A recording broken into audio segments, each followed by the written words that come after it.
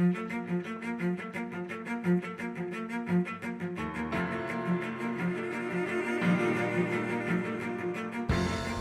my name's Emily Schlosser. I'm Brent Curry. I'm Ishmael. And I'm Rory Schimmelfinnig. And we're all students here at Hilltop Middle School. Today we'll be heading down to the KOLA boathouse to learn about this historic Owako landmark. Hi, John. Hey, how are you guys?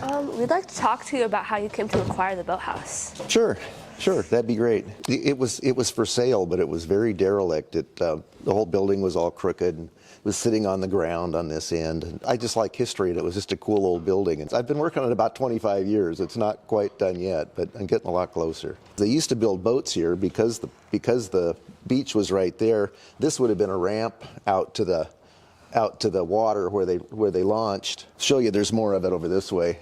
Okay. Hey guys, did you see these lines on the floor? They kind of look like the outline of a bow. Yeah, that's how they built boats here. They just had lines in the floor, and they built the bow pickers over on this side. And they used those to line up the parts and pieces of it. I wonder what kind of motors these boats have. Oh, they had great big old motors, and there's one over there if you want to see it. This is an old Frisco Standard. It would have been 4 horsepower, and they would have used it. They would have used it in the bow pickers that they built over there. Well, are any of the boats still in use?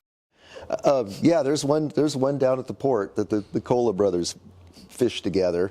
The father, John KOLA, was the one that actually built the warehouse and built the boats here. And he had 2 sons, John and Otto. One brother fished one side of the boat, and the other one fished the other side of the boat. And if you were to ask them at the cannery how they did, the one brother would tell you how he did, and they'd say, well, how'd your brother do? And they'd say, well, we don't know. You know, you better ask him. That was his side of the boat.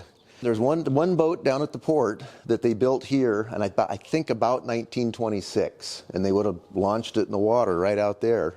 Hey, John, I think we'll go check that out. We'll be back. Yeah, go check it out. It's pretty cool. They did a nice job building that boat. We'll see you later. When we were doing our research, we read about John and Otto KOLA. They really didn't get along.